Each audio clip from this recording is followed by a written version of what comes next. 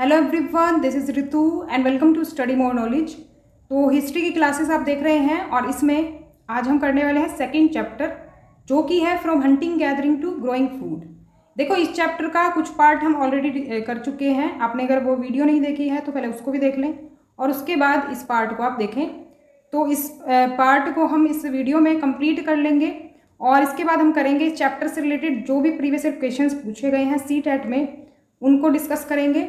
जिससे होगा क्या कि आपको समझ में आएगा कि किस तरह से चैप्टर में से क्वेश्चंस पूछे जाते हैं। तो इसी फॉर्मेट में आपको सीटेट के लिए तैयारी करनी चाहिए, तभी आप डिफ़िकल्ट से डिफ़िकल्ट क्वेश्चन को सॉल्व कर पाएंगे। तो इसी तरह से आगे बढ़ते हुए चलिए शुरू करते हैं। You can also follow me on social media, Facebook page, Insta ID and Telegram channel. सभी का लिंक आपको डिस्क्रिप्शन में मिल जाएगा। देखो, इस चैप्टर में हम कई सारी चीज़ें पढ़ चुके हैं कि किस तरह से मानव सबसे पहले क्या था, हंटर गैदरर्स था। पहले वो जानवरों का शिकार करता था और खाना जो है वो इकट्ठा करता रहता था। जानवरों शिकार करता था यानी मांस खाता था और इसके अलावा वो फल फूल भी खाता था। तो इनको क्या करता था, वो जो खाता था वो तो खाता ही था, उसके अलावा उसको उनको इकट्ठा भी करता था अपने आगे के भोजन के लिए। तो ये प्रक्रिया चल रही थी। फिर धीरे धीरे क्या हुआ, उसका दिमाग विकसित होना शुरू हुआ और दिमाग जैसे विकसित हुआ तो उसने फिर आगे पशुओं को पालना शुरू कर लिया, मतलब पशुपालन शुरू कर दिया। इसके अलावा उसने खेती करना शुरू कर दिया। खेती जब की उसने तो इसके बाद फिर उसका जो है स्टेबिलिटी आई उसकी लाइफ में। तो उसके बारे में ही इस चैप्टर में हम आगे पढ़ेंगे। खेती और पशुपालन हम पिछले वीडियो में देख चुके हैं, लेकिन आज हम जानेंगे उसके आगे का क्या प्रोसेस रहा। सबसे पहले हम जान लेते हैं नेम एंड डेट्स के बारे में कि किस तरह से अब इस टाइम पीरियड को डिफाइन करते हैं, कि किस तरह से आर्कियोलॉजिस्ट ने इस टाइम पीरियड को डिवाइड किया है। देखो, पुरातत्वविद जो हैं या आर्कियोलॉजिस्ट जो हैं, जो हिस्ट्री की स्टडी करते हैं, उन्होंने जो अर्लीस्ट मानव एज है, सबसे पहला जो मानव का जो टाइम पीरियड रहा वो काफ़ी लंबा टाइम पीरियड रहा। लेकिन हमें जो एविडेंसेस मिलते हैं जैसे पशुपालन के, खेती के, वो लगभग 3000 के वर्ष पूर्व के आसपास के मिलते हैं। लेकिन उससे पहले की जो जर्नी थी उसका क्या, उससे पहले जो चीज़ें थी उसका क्या, 3000 वर्ष पहले भी, या फिर हम ये मान सकते हैं कि ये लगभग 10-12 हज़ार साल पहले का जो टाइम पीरियड था, उससे उस टाइम से भी हमें कुछ एविडेंसेस मिलते हैं। लेकिन उससे पहले भी तो कुछ रहा होगा ना, मानव का जो काल रहा है वो कुछ तो रहा होगा, किसी तरह तो उसने जिया होगा जीवन। तो वो जो पूरी जर्नी है उसको आर्कियोलॉजिस्ट एक नाम देते हैं जो कि है स्टोन एज। देखो, स्टोन एज जो है, स्टोन एज इसलिए कहा गया इसको स्टोन एज यानी कि पाषाण काल, क्योंकि इसको स्टोन एज इसलिए कहा गया क्योंकि उस टाइम पर क्या था, ज़्यादातर मानव पत्थरों का यूज़ करता था। उसको अगर शिकार करना है उसके लिए उसको जार चाहिए तो उसके लिए भी उसे पत्थर का ही इस्तेमाल करना होता था, या फिर वो गुफाओं में रहता था, वो भी पत्थरों से बनी होती थी। तो ज़्यादातर जो काम होता था वो पत्थरों से ही होता था। इसी वजह से इसका नाम क्या पड़ा, स्टोन एज पड़ा या फिर पाषाण काल पड़ा। इस पाषाण काल को भी आर्कियोलॉजिस्ट ने कई नाम दिए हैं और इन्होंने बड़े बड़े नाम रखे हैं इनके। लेकिन अगर बात करें पुरापाषाण काल की, तो देखो पुरापाषाण काल जो है ये काफ़ी लंबा टाइम पीरियड माना है। कैसे, देखो, जो जहाँ से हमें लगभग एविडेंसेस मिलने स्टार्ट हुए ये टाइम पीरियड था क्या, 12,000 साल पहले का। थोड़े बहुत एविडेंसेस मिलने शुरू हुए जहाँ से हमें, तो ये 12,000 साल पहले का था। लेकिन उससे पहले की जो मानव की हिस्ट्री रही है वो काफ़ी लंबी हिस्ट्री रही है और ये लगभग हम मान सकते हैं 20 लाख साल पहले का टाइम पीरियड। देखो, बिफोर क्राइस्ट क्या होता है, बीसी क्या होता है, ये सब मैंने आपको चैप्टर 1 में समझाया था। उसको पहले देख लें चैप्टर 1 को, फिर जो डेट्स वगैरह हैं इनको समझने में दिक्कत नहीं आएगी। यहाँ पर ये मैंने लिखा है 2 मिलियन। 2 मिलियन का मतलब क्या होता है, 20 लाख। तो 20 लाख साल पहले से और 12,000 साल पहले तक का जो ये टाइम पीरियड है पूरा, इसको नाम दे दिया गया है पुरापाषाण काल। अब देखो, इसका कोई हमें कुछ भी इसका साक्ष्य नहीं मिलता, कुछ प्रमाण नहीं मिलता मानव के बारे में, तो ये काफ़ी लंबा टाइम पीरियड रहा। तो इसको आर्कियोलॉजिस्ट ने एक नाम दे दिया पुरापाषाण काल और काफ़ी लंबा टाइम पीरियड इसका बना दिया। जैसे कि हम देखें यहाँ पर, तो ये हो गया 20 लाख साल पहले की बात, 20 लाख साल पहले की बात हो गई। ईसा वाले साल से उससे पहले का टाइम पीरियड है ये पूरा। और इसके बाद तो यहाँ पर देखो पैलोलिथिक एज आ गई।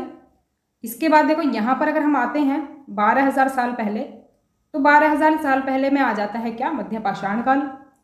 मध्य पाषाण काल के बाद आ जाता है लगभग 10,000 वर्ष पूर्व नव पाषाण काल। तो ये जो मध्य पाषाण काल ये लगभग 2,000 साल का माना जाता है। तो इस तरह से डिवीजन किया है आर्कियोलॉजिस्ट ने इन कालों का। इसके आधार पर हम हिस्ट्री को थोड़ा सा समझ पाते हैं। देखो सबसे पहला अगर हम देखें तो ये है पुरापाषाण काल। पुरापाषाण काल जो है ये है आरंभिक काल, जो मानव के इतिहास का आरंभिक काल था, स्टार्टिंग वाला जो काल था, स्टार्टिंग वाला जो युग था उसको कहते हैं पुरापाषाण काल। और पुरापाषाण का मतलब क्या है, पुरा मतलब प्राचीन और पाषाण मतलब पत्थर। इसका मतलब क्या है कि जो प्राचीन काल जो था इसका, ये पत्थरों का युग था, एक तरह से पत्थर का ही इसमें ज़्यादातर यूज़ हुआ था। तो ये टाइम पीरियड मैं बता चुकी हूँ। और बात करें तो मानव इतिहास की लगभग 99% कहानी जो है इसी काल के दौरान घटित हुई थी। तो बहुत लंबा टाइम पीरियड है। आप देखो 20 लाख साल पहले से 12,000 साल पहले का जो टाइम है, तो काफ़ी लंबा ये टाइम पीरियड रहा। तो मानव इतिहास का लगभग 99%। अब सोचो जो आप पढ़ते हो वो तो 1% हिस्ट्री है, उससे पहले क्या हुआ होगा। तो जो इतनी लंबी हिस्ट्री आपको पढ़नी पड़ती है वो 1% हिस्ट्री है, क्योंकि बाकी तो हमें पता ही नहीं है जो 99% जो हिस्ट्री रही है। तो यहाँ पर देखो इसको भी हम 3 भागों में बांटते हैं, जैसे कि आरंभिक पुरापाषाण काल, मध्य पुरापाषाण काल और उत्तर पुरापाषाण काल। तो 3 भागों में इसको भी बांटा जाता है। अब मध्य पाषाण काल की बात कर लेते हैं। देखो मध्य पाषाण काल में सबसे बड़ी चीज़ क्या है कि इस काल में हमें पर्यावरणीय बदलाव देखने को मिलते हैं। पर्यावरणीय बदलाव कैसे हैं, देखो जैसे स्टार्टिंग में क्या था, पूरी पृथ्वी पर बर्फ के टीले थे। जैसे आज भी आप पर्वतों पर देखें तो क्या है, बर्फ ही बर्फ जमी हुई है, ग्लेशियर्स थे बड़े बड़े। तो पृथ्वी पर क्या हुआ, धीरे धीरे गर्मी बढ़नी शुरू हुई। गर्मी जैसे बढ़ी तो बर्फ पिघलने लगी। बर्फ जैसे पिघलने लगी तो बर्फ के पिघलने पर जो ज़मीन है वो प्लेन हो गई, सूरज के कांटेक्ट में आई, वो सूरज की गर्मी के कांटेक्ट में आई। तो जब गर्मी हुई ज़मीन में घास उगने लगी, घास के मैदान बनने लगे बड़े बड़े। अब जब घास के मैदान बनने लगे तो उससे रिलेटेड जो जानवर थे उनकी संख्या बढ़ने लगी, जैसे हिरन वगैरह, हिरन बारहसिंगा वगैरह, इनकी संख्या बढ़ी। तो फिर वही है कि वो जो मानव था उसका भी विकास होने लगा, मानव को भी फिर उन खाने को भोजन मिलने लगा अच्छे से, तो मानव की भी फिर संख्या बढ़ने लगी। तो मानव भी जानवर के पीछे पीछे चले जाते थे शिकार करने उनका। तो कहेंगे कि जो सभी जीव थे सभी की संख्या एक तरह से बढ़ने लगी जैसे जैसे गर्मी पड़ी। तो इस काल के पाषाण औजार आमतौर पर बहुत छोटे थे, जो मध्य पाषाण काल के थे, और इन्हें माइक्रोलिथ यानी लघु पाषाण कहा जाता है। तो इन औजारों की बात करें तो प्राय इन औजारों में हड्डियों या लकड़ियों के मुट्ठे लगे हंसिया और आरी जैसे औजार मिलते हैं। साथ साथ पुरापाषाण युग वाले औजार भी इस दौरान बनाए जाते रहे। देखो जो पुरापाषाण में जो औजार थे वो तो चल ही रहे थे, साथ ही साथ नया इन्वेंशन भी होने लगा इस युग में। ऐसा होता है ना, जैसे हमारे यहाँ पर भी आप देखो किसी अप्लायंस से ले लो, होम अप्लायंस होगा कोई आपके पास, मान लो कोई फ्रिज है, कोई फ्रिज का कोई मॉडल आपने लिया खरीदा था, तो अब जब आप 4-5 साल बाद उसके कोई पुर्जे लेने जाएंगे, कुछ उसकी कोई उसकी पीसीबी वगैरह लेने जाएंगे, कोई उसका पार्ट लेने जाएंगे तो वो नहीं मिलेगा, है ना। लेकिन वो फिर भी एग्जिस्ट करता है, वो वाला फ्रिज एग्जिस्ट करता है। लेकिन उसके साथ साथ क्या है, नए मॉडल्स भी आ गए उस कंपनी के, जिस कंपनी का आपका फ्रिज होगा। तो वैसे ही होता है क्या कि जो पुरानी चीज़ें हैं वो तो चलती रहती हैं, लेकिन साथ ही साथ जो नई चीज़ें हैं उनका भी इन्वेंशन होता रहता है। तो ऐसे यहाँ पर भी हुआ। तो मध्य पाषाण के जो औजार हैं वो थोड़े से चेंज हुए, बदलाव उनमें आया, लेकिन जो पुरापाषाण के औजार थे वो भी प्रचलन में रहे इस दौरान। तो टाइम पीरियड मैंने बता दिया, लगभग 2000 साल ये रहा, ये वाला टाइम पीरियड 12,000 BC से 10,000 BC तक। इसके बाद 10,000 BC से आ जाता है नवपाषाण काल। तो इसके बाद और भी एज हैं, आयरन एज वगैरह, वो हम आगे जैसे ही चीज़ें आएंगी वैसे ही डिस्कस करेंगे। जो भी आपकी बुक में आता है हम वही पढ़ेंगे, एक्स्ट्रा नहीं पढ़ेंगे, क्योंकि आपकी बुक में से ही एज इट इज़ पूछा जाता है। अब देखो, अब ये तो थी बॉक्स वाली जानकारी। अलग अलग आपको बुक में बॉक्सेस मिलेंगे जिनमें कुछ महत्वपूर्ण जानकारियाँ दी हुई होंगी। देखो एक चीज़ समझना, अगर आप मेरी लेक्चर से नहीं पढ़ रहे हो, बुक से पढ़ रहे हो, तब भी एक चीज़ ध्यान रखना कि जो बॉक्सेस में जो जानकारी होती है ज़्यादातर क्वेश्चंस वहीं से पूछे जाते हैं, तो उनको ज़रूर पढ़ें। अब देखो हमने क्या पढ़ा था इसमें, हंटर गैदरर्स। तो जो मानव था वो शिकार करता था पहले, और कुछ चीज़ें इकट्ठी भी कर लेता था, मतलब उसकी ये दिनचर्या थी। ऐसे ही जैसे आज के जानवर आप देखो ना, जानवरों को क्या रहता है, जानवर खाते पीते सो जाते हैं जंगल में, उनको ना कोई अपना सेविंग्स की टेंशन है, ना पैसे कमाने की टेंशन है, ना तो उनको कुछ पढ़ने की टेंशन है, तो कुछ भी नहीं है। ऐसा ही था पहले भी जीवन हमारा, तो पहले का मानव ऐसा ही था। लेकिन धीरे धीरे हुआ क्या, a new way of life, एक नई जीवन शैली मानव ने अपनानी शुरू करी धीरे धीरे। ऐसा नहीं है कि एक चीज़ एकदम से चीज़ें चेंज हो गई, कि जैसे मानव कल आदि मानव था और आज जो है मॉडर्न मानव बन गया, तो ऐसा नहीं था। धीरे धीरे बदलाव आया। आपने देखा ना, हज़ारों साल लगे इनको चेंजेस को आने में, लाखों साल हज़ारों साल लगे। तो चेंजेस कैसे आए, देखो मैंने आपको बताया था कि मानव ने खेती और पशुपालन की शुरुआत करी, तो लेकिन खेती जो थी उससे फायदे भी बहुत से हुए और कुछ चेंजेस भी आए। मानव के जीवन में एक तरह से क्या हुआ, स्टेबिलिटी आई, खेती की वजह से स्थिरता आई। स्थिरता कैसे आई, अब मान लो मानव ने कहीं हमने कहीं बीज बोया, बीज जब बोया तो वो ऐसा तो है नहीं ना कल उसकी फसल तैयार हो जाएगी, कल काट लो फसल। तो बीज को पहले हम बोएंगे, उसके बाद उसको हम कुछ दिन पानी देंगे तो वो बड़ा होगा, पौधा बनेगा, पौधा बनने के बाद उसको उसमें उसमें जो है फल आएगा, फल आएगा तो फल आने के बाद उसके वो जो है पकेगा, पकने का इंतज़ार करेंगे। उसकी जो है हमें सेफ्टी भी रखनी पड़ेगी, कोई उसे जानवर ना खा जाए, कोई कीड़ा ना खा जाए। उसके बाद जब वो फसल पक के तैयार हो जाएगी तो उसको काटना भी पड़ेगा। तो ये सभी जो प्रोसेस होता था, देखो इसको बढ़ने में कुछ समय लगता है फसल को। पौधे उगाने वाले लोगों को एक ही स्थान पर अधिक समय तक रहना पड़ता था, उसका यही रीज़न था। जब हमने कोई बीज बो दिया तो उसकी हमें देखभाल भी करनी पड़ेगी, उसको पानी भी देना पड़ेगा टाइम टाइम पर, उसकी निराई गुड़ाई भी करनी पड़ेगी। भाई कोई एक्स्ट्रा कोई घास उग गई तो उसको भी तो निकालना पड़ेगा। जानवरों और पक्षियों को भगाना पड़ेगा जब उसमें दाना पड़ जाता है ना। जैसे मान लो अनाज की फसल उगाई हमने, तो उसमें जब दाना पड़ जाता है तो फिर वो पक्षी और जानवर तंग करते हैं उसको, मतलब ख़राब करने के लिए। तो जब तक अनाज पक ना जाए, जब तक वहाँ उसको रहना पड़ता था। तो इसी वजह से क्या हुआ, स्टेबिलिटी आई मानव के जीवन में, वो एक ही जगह पर बसने लगा इसी वजह से। तो फसल जब काटता था तो उसके बाद भी और चीज़ें थी, क्या, भंडारण करने का काम हो गया। फिर उसके बाद अब देखो जब फसल उसने बोई उसके बाद अनाज तो काफ़ी सारा हो गया ना, ऐसा तो है नहीं कि अब वो उसको लेके साथ में घूमेगा लेके। तो उसके लिए क्या है, उसको भंडारण करना पड़ेगा, यानी उसको उसकी स्टोरिंग करनी पड़ेगी, उसको रखना पड़ेगा किसी चीज़ में। अब वो अपने साथ साथ मुट्ठी में भर के तो नहीं वो रखेगा, क्योंकि उसको अगर कुछ महीनों के लिए भी इंतज़ाम उसको रखना है अनाज का अपना, तो उसका भंडारण तो करना पड़ेगा, उसके लिए बर्तन तो चाहिए होंगे। तो फिर उसने क्या किया, मिट्टी के बर्तन और टोकरियाँ बनाना शुरू कर दिया, या फिर उसने स्टोरिंग के लिए क्या किया, ज़मीन में गड्ढे खोदे, ज़मीन में भंडारण किया। तो कई सारे मतलब तरीके अपनाए। एक तरह से इन चीज़ों से क्या पता चलता है कि एक तो उसका दिमाग का विकास हुआ। अब जैसे जैसे जिन चीज़ों की उसको ज़रूरत पड़ती रही वो वैसी वैसी क्या करता रहा, टेक्निक्स यूज़ में लाता रहा। कि भाई उसने सोचा होगा जब गेहूँ काफ़ी सारा हो गया होगा कि अब मैं इसे सुरक्षित कैसे रखूँ, अगर बारिश पड़ गई तो ये ख़राब हो जाएगा। तो जैसे जैसे ज़रूरतें हुई ना, तो वैसे वैसे उसके दिमाग का विकास हुआ और स्टेबिलिटी भी आई उसकी लाइफ में, वो एक जगह बसने लगा। अब देखो इसके अलावा हम अगर बात करें, जो हमारी फसल हो गई उसको तो हमने स्टोर कर लिया, उसको तो हमने किसी बर्तन में भर के रख लिया। इसके अलावा जानवर भी एक तरह से स्टोर करना उसने शुरू करा। अब आप सोचोगे कि जानवर कैसे स्टोर कर सकते हैं। देखो जानवर क्या कहलाते हैं, एक तरह से हम कहेंगे चलते फिरते खाद्य भंडार हैं। मान लो अगर वो किसी जानवर को पालता है, वो किसी जानवर को पालता है तो क्या करेगा, जब उसको भूख लगेगी तो उसको मार कर खा सकता है। लेकिन ऐसा भी ज़रूरी नहीं कि वो जानवर सिर्फ मांस के ही काम आता हो, जानवर से और भी तो चीज़ें मिलती होंगी ना। जानवर से दूध भी मिलता है, जानवर सवारी के काम आता है, जानवर मतलब एक तरह से रखवाली के, जैसे कि कुत्ता पालना शुरू किया इंसान ने सबसे पहले, तो वो एक तरह से क्या था, वो रखवाली करता था, वफादार भी था।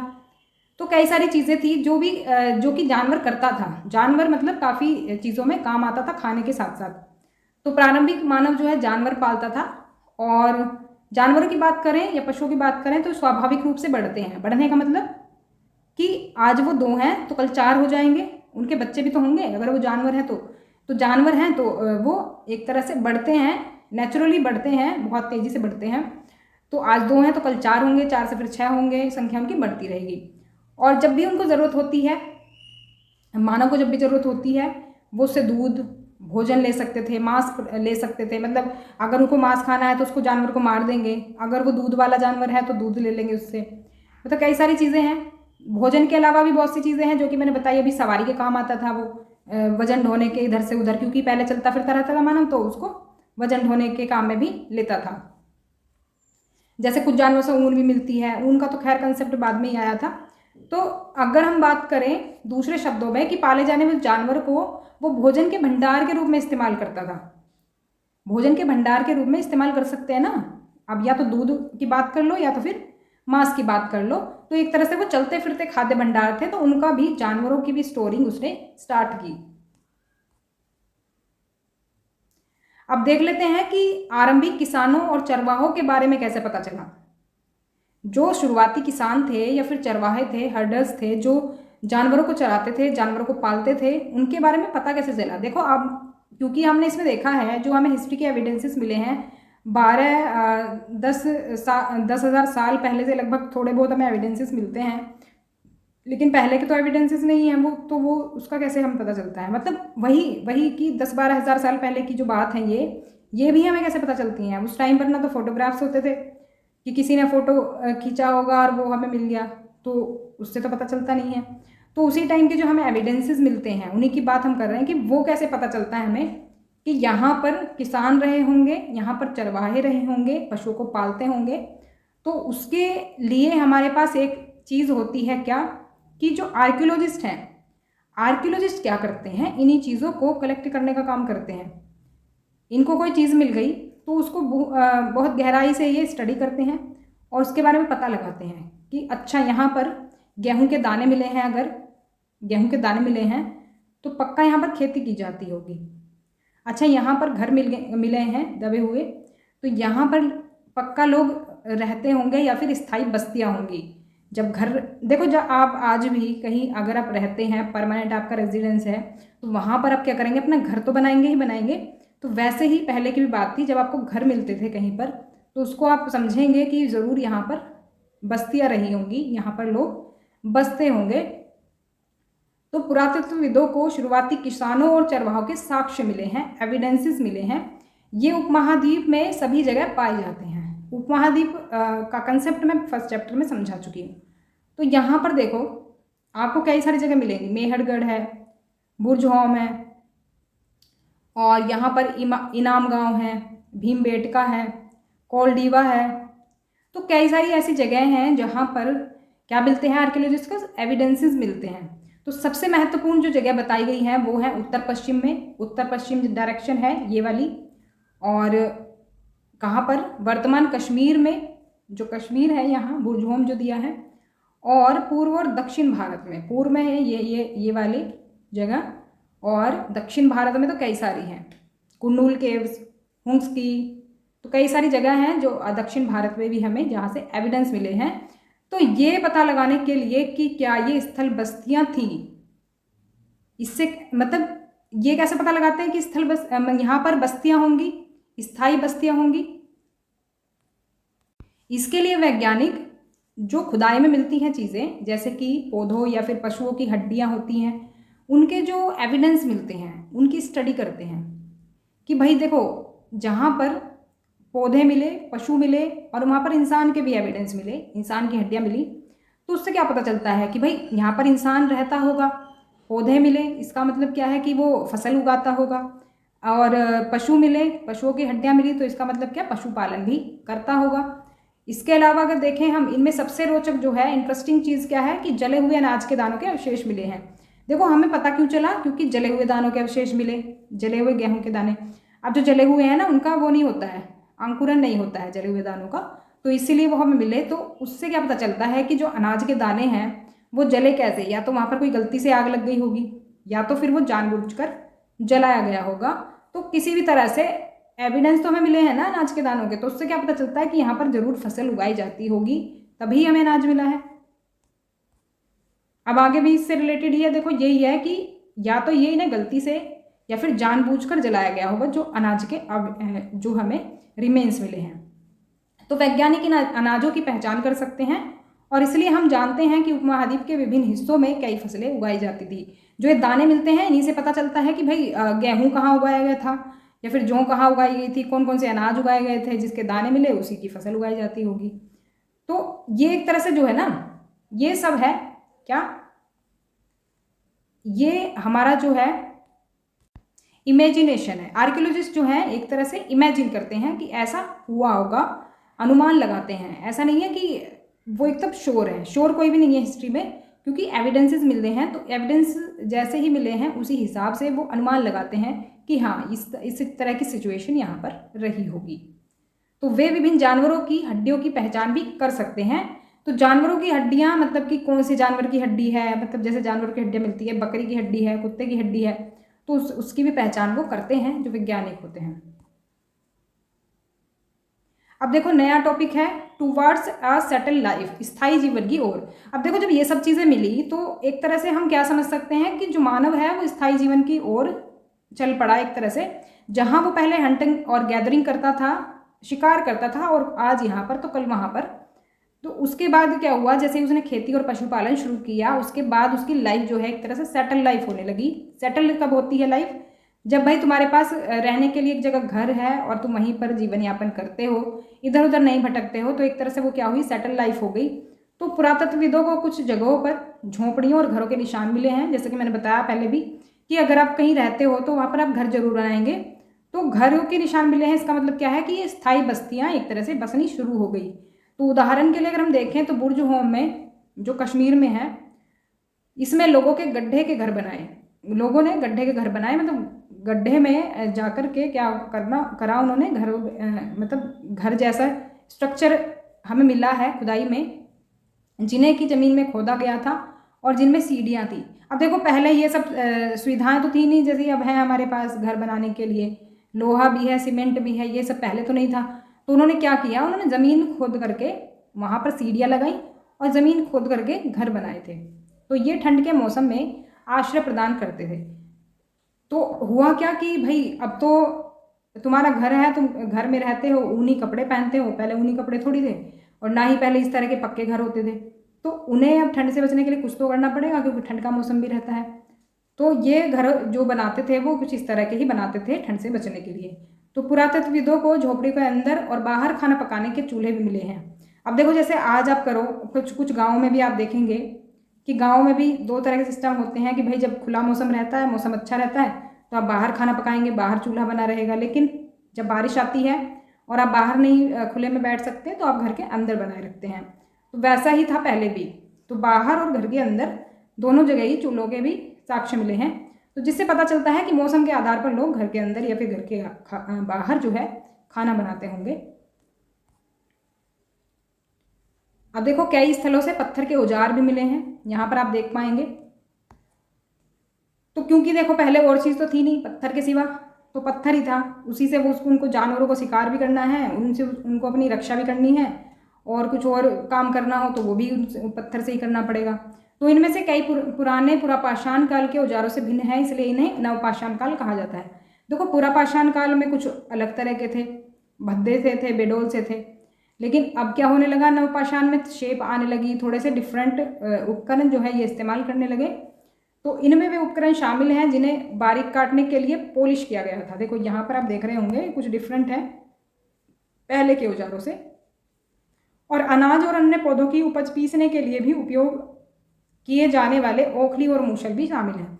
देखो इसके बाद पत्थर तो थे ही थे, लेकिन अब जब देखो जब फसलें उगाई तो अब वही है, नए नए कंसेप्ट निकल करके आए। फिर उन्होंने क्या किया, पीसना भी शुरू कर दिया अनाज वगैरह को।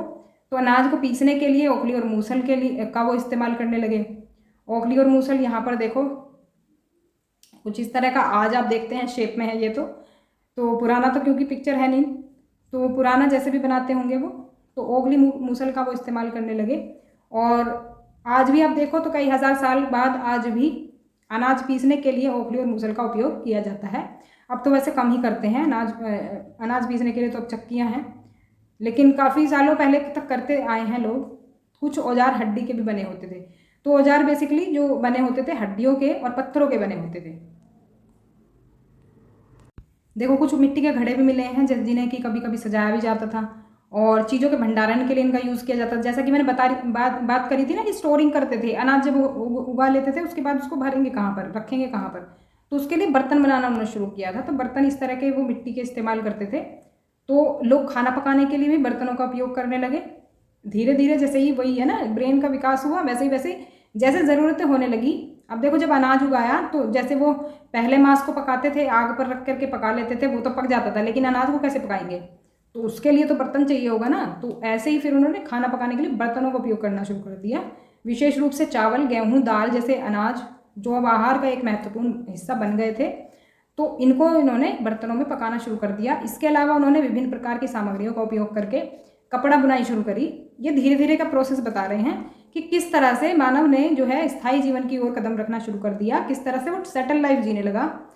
तो कपड़ा बुनाई भी शुरू कर दी। उदाहरण के लिए कपास की बात करें तो कपास देखो पहले से ही उगाया जा रहा है, कपास पहले उगाया जाता था, तो कपास से ही वो धीरे धीरे क्या करने लगे, बुनाई शुरू करने लगे। अब भी ये जो है उगाया जाता है कपास। तो अगर बात करें कि क्या ये जो चीज़ें हैं क्या एक ही बार में बदल गई है? मतलब जहाँ वो खेती पशुपालन करता था, एकदम से क्या उसने फसल उगाना जो शुरू किया, फसल की स्टोरिंग और फिर जो खाना पकाना उसने शुरू करा, जो उसने सारी चीज़ें जो सेटल लाइफ जो जीनी शुरू कर दी, क्या वो एकदम से हो गई? नहीं, ये एकदम से नहीं हुई। और ऐसा भी नहीं है जो मानव था, जैसे मान लो वो एक तो नॉर्थ इंडिया में मानव रहता है, एक साउथ इंडिया में मानव रहता है, तो दोनों बिल्कुल सिमिलर तो चेंजेस नहीं करने लगे एकदम से, तो धीरे धीरे बदलाव आए। जैसे कि पूरा पाषाण के औजार जो है नॉर्थ इंडिया में अब इस्तेमाल हो रहे हैं, और दक्षिण भारत में नवपाषाण काल वाले औजार इस्तेमाल में होने लगे। तो मतलब कि एक ही टाइम पर जो है चेंजेस भी होते रहे और पुरानी चीज़ों को भी वो इस्तेमाल करते रहे। तो धीरे धीरे धीरे धीरे चेंजेस आए, इनमें हज़ारों लाखों साल लगे। ऐसा नहीं है कि एक दिन में ही चीज़ें बदल गई। अब देख लेते हैं a closer look living and dying in Mehrgarh. Mehrgarh में जीवन मृत्यु कैसे होती थी, कि किस तरह से लाइफ थी वहाँ पर, किस तरह से डेथ होती थी, उसके बारे में कुछ एविडेंसेस मिले हैं, इसके बारे में जान लेते हैं। तो देखो मेहरगढ़ जो है ये एक उपजाऊ मैदान में बोलन दर्रे के पास स्थित है, जो कि बात करें तो ईरान में सबसे महत्वपूर्ण भागों में से एक है। तो मेहरगढ़ शायद उन जगहों में से एक था जहाँ लोगों ने जौ और गेहूँ उगाना सीखा। तो जहाँ पर लोगों ने कहेंगे शुरुआत करी थी इन चीज़ों की, उनमें से एक ये माना जाता है शायद, मतलब ऐसा है कि पॉसिबिलिटी है, ये नहीं है कि श्योर हैं। तो जौ और गेहूँ उगाना वहाँ पे शायद शुरू किया होगा लोगों ने, और भेड़ और बकरियों को पहली बार पालना भी शुरू किया होगा। तो यह उन शुरुआती गाँव में से एक है जिनके बारे में हम जानते हैं। तो इस जगह पर जो है कई जानवरों की हड्डियाँ भी मिली। इससे क्या पता चलता है कि मानव यहाँ पर क्या करता होगा, पशुपालन ये करता होगा या फिर शिकार करता होगा, यहाँ पर इस तरह के जानवर मिलते होंगे। तो हिरन और सूअर जैसे जंगली जानवरों की हड्डियाँ और भेड़ और बकरी की हड्डियाँ भी मिली हैं। तो देखो जो पालतू जानवर हैं वो तो वो पालता होगा और बाकी का शिकार करता होगा।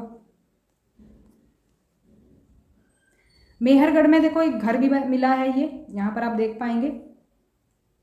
तो मेहरगढ़ में अन्य खोजों में वर्गाकार या फिर आयताकार घरों के प्रमाण भी मिले हैं, वर्गाकार, चौकोर या फिर आयताकार। तो इसमें हम कहेंगे कि जैसे प्रत्येक घर में 4 या अधिक डिब्बे थे जिनमें कुछ का उपयोग भंडारण के लिए किया जा सकता था। तो देखो भंडारण के लिए मैंने जैसे बताया वो कुछ तो गड्ढे खोदते थे और कुछ बर्तनों में रखते थे। तो हो सकता है ये कुछ जगह में खुद रहते हों और कुछ में क्या करते हो, भंडारण करते हों, अनाज अपना रखते हों या अपनी और चीज़ें रखते हों सामान। देखो भंडारण का तो आज भी हम कहीं ना कहीं यूज़ करते हैं, जो हमारे घर में इस्तेमाल की चीज़ें हैं उनको हम रखते हैं ना, वो सब स्टोरिंग ही कहलाती है एक तरह से। तो पहले से ही ये कंसेप्ट शुरू हो गया था, जब इंसान ने सेटल लाइफ जीना स्टार्ट किया तो तभी से ये कंसेप्ट जो है शुरू हो गया था। और देखो ऐसा माना जाता है कि जब लोग मरते हैं, तो जब लोग मरते थे उस टाइम पर, तो उनको जो उनके रिलेटिव्स हैं या फिर दोस्त हैं उन्हें सम्मान देते थे और लोग उनकी देखभाल करते थे। शायद ये विश्वास था उस टाइम पर उनका कि जो डेथ है उसके बाद भी कोई जीवन होता है, तो मृत्यु के बाद का मतलब जीवन का कोई ना कोई रूप होता है, ये उस टाइम पर उनका मानना था। ये देखो ट्रांसलेशन में थोड़ा सा गड़बड़ हो गया है, सब में है आ रहा है, जो कि क्योंकि पास्ट की बात कर रहे हैं तो पास्ट होना चाहिए, लेकिन है आ रहा है, ट्रांसलेशन की वजह से थोड़ा सा गड़बड़ हो रहा है। तो यहाँ पर देखो, तो जब वो बेरीड करते थे, लोगों को दफनाते थे, तो दफनाने में कुछ ऐसी व्यवस्था थी इनकी कि ऐसे कई जगह मिली हैं दफनाने की कि वहाँ पर जो मृत व्यक्ति होता था, मृत व्यक्ति के साथ बकरियों को भी दफनाया जाता था, जो कि इस वजह से दफनाई जाती होगी कि शायद उसको अगली दुनिया में क्या है भोजन की ज़रूरत पड़ेगी, तो उसके वजह से क्या था, बकरी को भोजन के रूप में क्या है उसके साथ दफनाया जाता था, जैसे कि आप यहाँ पर देख सकते हैं। तो ये एविडेंस मिले हैं इस तरह के इसी तरह का मानव का कंकाल मिला है, उसके साथ ये बकरी का कंकाल मिला है, जिससे कि पता चलता है कि साथ में बकरी को दफनाया जाता था, कि उसको ऐसा माना जाता था कि अगले जो जीवन जो भी होगा उसका, उसमें उसको भोजन की ज़रूरत पड़ेगी, ऐसा मानना था लोगों का। अब देखो ये चैप्टर वैसे तो कंप्लीट हो गया, लेकिन इसमें कुछ बॉक्सेस में जानकारी दी हुई है। वैसे तो ये क्या है, वर्ल्ड हिस्ट्री से रिलेटेड कंसेप्ट है, लेकिन ये दिया हुआ है, देख लेते हैं, हो सकता है इसमें से क्वेश्चन पूछ ले जाए। देखो यहाँ पर एक चित्रकारी आप देखेंगे, ये फ्रांस में गुफा में की गई चित्रकारी है। इस पुरास्थल की खोज लगभग 100 साल पहले 4 स्कूली छात्रों ने की थी, और इस तरह के चित्र लगभग 20,000 साल पहले से लेकर 10,000 साल पहले के बीच बनाए गए होंगे, ऐसा माना जाता है। तो इसमें चित्र किस किस जानवर के मिलते हैं, जंगली घोड़े के, गाय, भैंस, गैंडा, रेंडियर, बारहसिंगा और सूअरों के चित्र हैं यहाँ पर, जो कि गहरे चमकीले रंगों से चित्रित किए गए हैं। तो आप देख भी पा रहे हैं, इन रंगों को लोहा, अयस्क और चारकोल जैसे खनिज पदार्थों से बनाया जाता था। अब ऐसे मार्केट वाले कलर तो मिलते नहीं हैं, मिलते नहीं थे जब, तो ये खनिज पदार्थों से ही रंग बनाए जाते थे। तो ये संभव है कि इन चित्रों को उत्सव के अवसर पर, जो कि फेस्टिवल होता है, या फिर उन्हें शिकारियों द्वारा शिकार पर निकलने से पहले कुछ अनुष्ठानों के लिए बनाया गया होगा। तो ये सब अनुमान है। देखो हिस्ट्री में जो हमें अर्ली ह्यूमन के रिमेन्स मिले हैं ना, ये इसमें सब अनुमान ही लगाया है आर्कियोलॉजिस्ट ने कि ऐसा हुआ होगा, ऐसा रहा होगा। तो ये सब अनुमान पर आधारित है। हो सकता है आपसे पेडागोजी में इस तरह से क्वेश्चन पूछ ले जाए हिस्ट्री के बारे में, ध्यान रखेंगे। तो अर्लीस्ट जो हिस्ट्री है वो सब अनुमान पर आधारित है। देखो ये अनियोलिथिक साइट एक नवपाषाणिक पुरास्थल, तो एक नवपाषाणिक पुरास्थल भी मिला है, जो बाद का जो पीरियड था उसका। तो नवपाषाण युग के सबसे प्रसिद्ध पुरास्थलों में एक चताल युग तुर्की में है। तुर्की आप देखेंगे वर्ल्ड मैप पर, यहाँ पर पड़ता है, इंडिया है यहाँ पर, तो इतनी दूरी पड़ती है। यहाँ दूर दराज स्थानों से कई चीज़ें लाई जाती थी और उनका उपयोग किया जाता था, जैसे सीरिया से लाया गया चकमक पत्थर, लाल सागर की कोड़ियाँ और भूमध्य सागर की सीपियाँ। तो ये कई सारी चीज़ें लाई जाती थी अलग अलग दुनिया के देशों से। उस समय तक पहिए वाले वाहन का विकास नहीं हुआ था, तो लोग सामान कैसे ले जाते थे, खुद लाद कर ले जाते थे, या तो फिर जानवरों की पीठ पर लाद कर ले जाया करते थे। तो इतनी चीज़ें इनके बारे में देख ली हैं हमने। हो सकता है क्वेश्चन आ जाए, पढ़ने में तो कोई बुराई नहीं है, तो छोटी सी जानकारी थी। तो कुछ इंपॉर्टेंट डेट्स दी हुई हैं आपकी बुक के लास्ट में, इनको भी एक नज़र देख लें। जो मध्यपाषाण युग है, ये मैंने वैसे तो बता दिया आपको, 12,000 से 10,000 साल पहले का जो टाइम पीरियड था उसमें माना जाता है। ये बसने की जो प्रक्रिया शुरू हुई, डोमेस्टिकेशन के बारे में हमने लास्ट वीडियो में पढ़ा था, ये लगभग 12,000 साल पहले शुरू हुई थी। नवपाषाण युग का आरंभ 10,000 साल पहले से माना जाता है, और मेहरगढ़ में बस्ती का जो आरंभ हुआ, अभी जो हमने मेहरगढ़ के बारे में जाना, तो ये लगभग 8,000 साल पहले हुआ था। देखो ये डेट से जरूर पूछी जाती हैं, इनको ध्यान रखेंगे, इसीलिए मैंने ये दे दी है आपको लास्ट में, जिससे आपको ध्यान रहे। तो ये था हमारा आज का चैप्टर 2 कंप्लीट हुआ। नेक्स्ट वीडियो में हम इसके प्रीवियस ईयर क्वेश्चंस को करेंगे। देखो जो प्रीवियस ईयर क्वेश्चंस मैं करा रही हूँ अलग से सीरीज, वो तो करनी ही करनी है, साथ ही साथ आपको चैप्टर वाइज भी करने हैं। देखो बहुत अच्छी तैयारी हो जाएगी अगर आप मेरे बताए तरीके से करते हैं। तो अगर आपका स्कोर नहीं इंप्रूव हो रहा है, तो ये वाला मेथड अपना कर देखो, chapter wise previous year solve करो। वैसे भी करो, एक बार वैसे पढ़ लो उनको अलग से, लेकिन दोबारा भी आपको पढ़ने हैं प्रीवियस ईयर ज़्यादा नहीं, 2019 से 2022 तक के कर लो, पीछे वाले मत करना, कोई ज़रूरत नहीं है, क्योंकि अभी से पैटर्न थोड़ा बदला हुआ है, तो यही करने की ज़रूरत है आपको। और इनको भी ऐसे करो कि चैप्टर कर लो और चैप्टर के बाद प्रीवियस ईयर करो, तो उससे क्या होगा, आपकी अंडरस्टैंडिंग बनेगी कि इस चैप्टर से आखिर किस तरह से क्वेश्चंस को पूछा गया है, दिमाग में भी बहुत अच्छे से बैठ जाएंगे। तो इन चीज़ों को अगर करोगे तो बहुत अच्छा स्कोर आप करने लगोगे, क्योंकि जो मैं प्रीवियस ईयर करा रही हूँ उसमें कोई भी स्कोर नहीं कर पा रहा है। वो कहते हैं कि मेरे तो सारे गलत हो जा रहे हैं और स्कोर नहीं बन पा रहा है। उसका रीज़न यही है, आपको ये पहले तो बेसिक आपको पढ़ना पड़ेगा। बेसिक पढ़ते पढ़ते आप चैप्टर वाइज प्रीवियस ईयर करो, ये मेथड सबसे बेस्ट है। तो मिलते हैं फिर नेक्स्ट क्लास में। और ये वीडियो अगर आपको पसंद आई हो तो कमेंट करके मुझे ज़रूर बताएं, कमेंट जरूर किया करें। मिलते हैं नेक्स्ट क्लास में। वीडियो पसंद आई हो तो लाइक करें, शेयर करें और सब्सक्राइब कर लें चैनल को, जिससे कि आपको सभी अपडेट्स मिलते रहें। तो नेक्स्ट क्लास में प्रीवियस ईयर क्वेश्चन के साथ मिलते हैं। तब तक के लिए stay connected and keep watching study more knowledge. Thanks for watching.